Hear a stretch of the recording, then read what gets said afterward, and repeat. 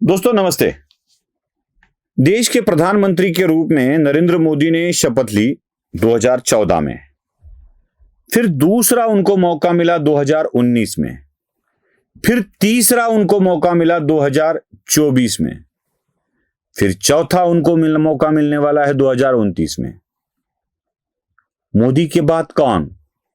इसका एक ही जवाब है, मोदी के बाद मोदी। पहले मोदी के बाद दूसरा मोदी, दूसरे मोदी के बाद तीसरा मोदी, तीसरे मोदी के बाद चौथा मोदी। क्योंकि अगर नेहरू के बाद नेहरू हो सकता है, उसके बाद भी नेहरू हो सकता है, नेहरू के बाद नेहरू की बेटी हो सकती है, उसके बाद नेहरू की बेटी ही हो सकती है, बेटी के बाद कौन, ये नेहरू का पोता हो सकता है, तो मोदी के बाद मोदी क्यों नहीं हो सकता? होना ही चाहिए। मोदी के बाद कौन, इसके ऊपर बहस तो मैं करता ही नहीं हूं। बस एक वाक्य में जवाब दे देता हूं, मोदी के बाद कौन तो मोदी। क्योंकि मोदी भारतीय जनता पार्टी के नेता है, इसलिए नहीं, उसमें से पार्टी हटा दीजिए, वो भारतीय जनता के नेता है। भारतीय जनता को लगता है कि प्रधानमंत्री के तौर पर नरेंद्र मोदी ही एकमेव लायबल पर्सन है, इसलिए मोदी के बाद कौन तो मोदी। बात लोग करते हैं मोदी जो कहते हैं वो करते हैं कि नहीं इसकी। भारतीय जनता पार्टी ने अपना घोषणा पत्र कभी भी नहीं बदला है, कभी भी नहीं बदला है, वो उस पर अड़िग है। जब राम मंदिर की बात होती थी विश्वनाथ प्रताप सिंह की सरकार के वक्त, जिसको भारतीय जनता पार्टी ने ही अपना समर्थन देकर गिरा दिया था फिर बाद में, क्योंकि अडवाणी जी की रथ यात्रा को बिहार में जनता दल के नेता लालू प्रसाद यादव ने ही रोक दिया था, गिरफ्तारी कर ली थी अडवाणी जी की। तो उस गिरफ्तारी का विरोध करके भारतीय जनता पार्टी ने सरकार गिराई थी, और तब से लेकर अब तक भारतीय जनता पार्टी उन्हीं मुद्दों पर चल रही है। चाहे राम मंदिर वाला मुद्दा हो, धारा 370 वाला मुद्दा हो, कॉमन मिनिमम प्रोग्राम एक्सेप्ट करना पड़ा था, लेकिन कॉमन सिविल कोड का मुद्दा हो, इन सारे मुद्दों पर ही भारतीय जनता पार्टी काम करते आई है। जब नरेंद्र मोदी कुछ भी नहीं थे, 27 साल पहले उनका एक टीवी को दिया गया साक्षात्कार मैं आपको आज दिखाना चाहता हूं, देख लीजिए। जनता पार्टी ने अपने मैनिफेस्टो में से एक भी चीज नहीं निकाली है। हिंदुस्तान की जनता ने हमको जितनी मात्रा में वोट दिए, उतनी मात्रा में ही हम गुड डिलीवर कर सकते हैं। अगर हमको 2/3 बहुमत दिया होता तो हम धारा 370 को भी निकालने का निर्णय कर सकते थे। हमारे लिए जो सिद्धांत है, वो सिद्धांतों को हम आज नहीं तो कल, कभी न कभी हिंदुस्तान की जनता की इच्छा आकांक्षाओं को पूर्ण करने के लिए उपयोग में लाने वाले हैं। देखा, 98 में 27 साल पहले मोदी कहते हैं कि भारतीय जनता पार्टी ने अपना एजेंडा कभी नहीं बदला है, चुनावी घोषणा पत्र नहीं बदला है। जितनी बार भारतीय जनता पार्टी को सत्ता मिली अटल जी के कार्यकाल में ही मिली। 13 दिन, 13 महीने और 5 साल, ऐसे खंडित स्वरूप में मिली। तब भी भारतीय जनता पार्टी को पूर्ण रूप में सत्ता नहीं मिली थी। वह जनादेश ऐसा था जिसको भारतीय जनता पार्टी को समता, ममता और जयललिता का सहारा लेना पड़ रहा था। और ऐसे कुछ दलों का, समता पार्टी, ममता बनर्जी और जयललिता, इनके समर्थन से भारतीय जनता पार्टी की सरकार टिकी हुई थी। और जितना जनादेश था उतनी ही मात्रा में भारतीय जनता पार्टी ने अपने वायदों को पूरा कर लिया था। इसलिए अटल जी चाहकर भी कुछ कर नहीं पाए, कॉमन मिनिमम प्रोग्राम पे चलना पड़ा।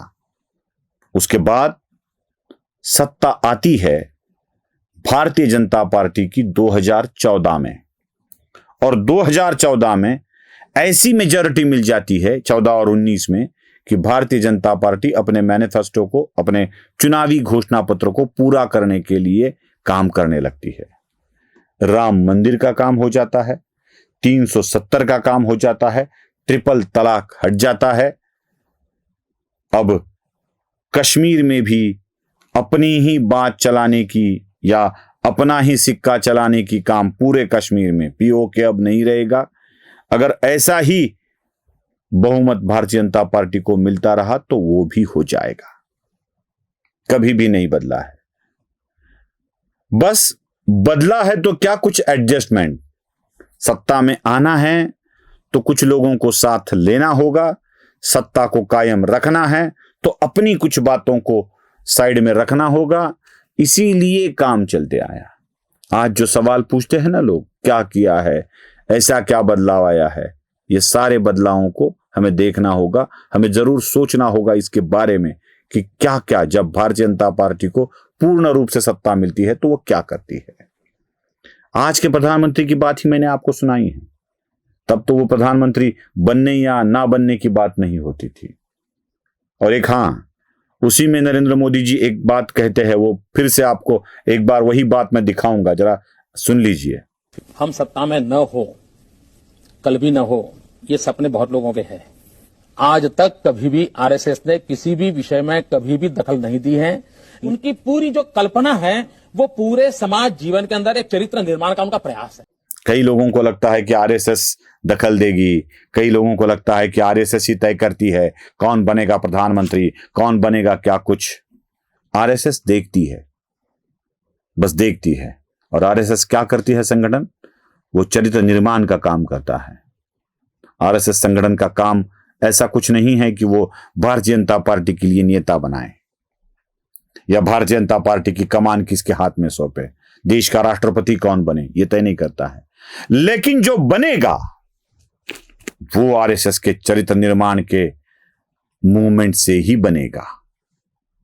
जब वो बनेगा तब देश को आरएसएस की विचारधाराओं से वो आगे बढ़ा पाएगा। इसीलिए आज चरित्र निर्माण की फैक्ट्री से बने कई मुख्यमंत्री, प्रधानमंत्री, केंद्रीय मंत्री, राज्यों के मंत्री, राष्ट्रपति, उपराष्ट्रपति, राज्यपाल काम कर रहे हैं।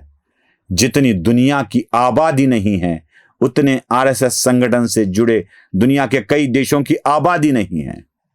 अमेरिका, चीन, जापान, जर्मनी, फ्रांस, इटली, इन देशों की जितनी आबादी नहीं है उतने लोग आज आरएसएस से जुड़े हुए हैं। यही खासियत है आरएसएस की। इसलिए 98 से लेकर मन में रखा, 16 साल तक उसी पर काम करते रहे और 16 साल के बाद पूर्णकालीन सत्ता आई तो अपने इरादों को स्पष्ट करने लगे। सोचिए अगर ये होता रहा तो क्या होगा। मोदी के बाद फिर मोदी आएगा, वह भी चरित्र निर्माण की कार्यशाला से बना मोदी होगा और वही चरित्र निर्माण के साथ साथ राष्ट्र निर्माण भी करेगा, क्योंकि वही स्वयंसेवक एक प्रतिज्ञा लेता है, परम वैभवम नेतुमेतत् स्वराष्ट्रम समर्था भवत्वा शिशाते वृषम, और आखिरी में कह देता है भारत माता की जय। नमस्ते।